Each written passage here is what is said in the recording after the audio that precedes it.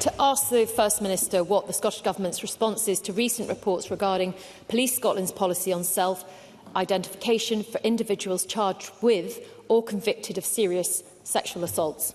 First Minister. Presiding Officer, the Scottish Government is clear that violence against women and girls is abhorrent.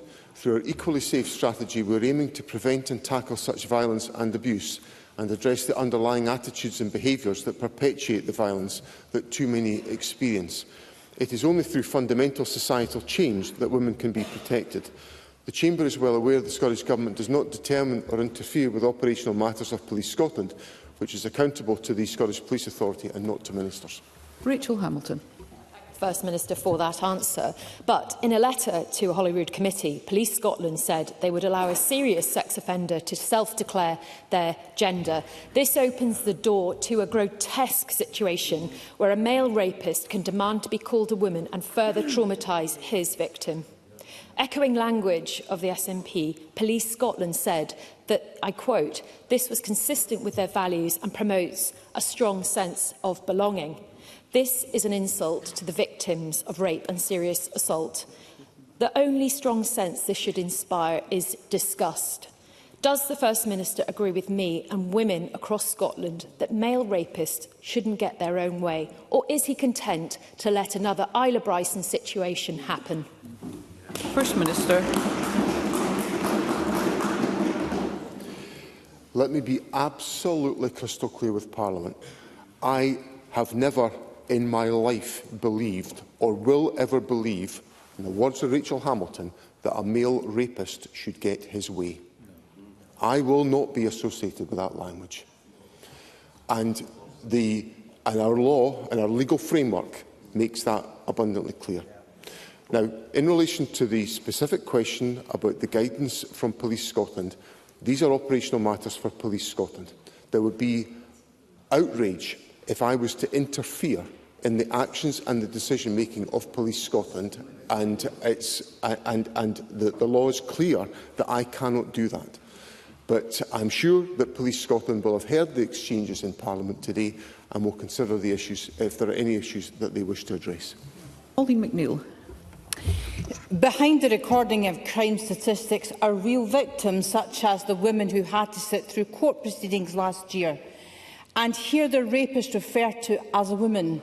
I don't really think the First Minister can ignore responsibility, because Police Scotland, as said by Rachel Hamilton, has said it's consistent with their values. But I think the Government needs to be clear, is it consistent with their values? And if a message is to go from the First Minister today, does it not make a mockery of the Government's violence against women strategy if violent male offenders can present as women and this could be accepted by the police? It's that critical. First Minister. The Government's strategy in relation to the tackling of violence against women is absolutely crystal clear, that there is no place for violence against women in our society. Absolutely crystal clear. And the perpetrators of that violence must be confronted with their behaviour and must be held to account for their behaviour. That is the foundation of our legal system. Now, Pauline McNeill is a very experienced commentator and parliamentarian on issues in relation to justice policy. She knows that I cannot interfere in the operational business of Police Scotland. Indeed, the law prevents me from doing so. But the issues have been aired here in Parliament today, and Police Scotland will have the opportunity to consider them. Ash Regan. Thank you, Presiding Officer. Just to further underline this issue that we're discussing, stories have actually been running in the media this year discussing the increase in women committing sex crimes, when the reality, of course, is that these crimes are committed by men and they are being recorded as women's crimes. This is offensive to women, and it is grossly disrespectful to the victims of these crimes. So why are Scottish institutions still acting as if self-ID is the law when it is not? Institutions, however, do have legal obligations through the public sector equality duty to record sex accurately. Will the First Minister show leadership and address this horrible situation urgently? First Minister.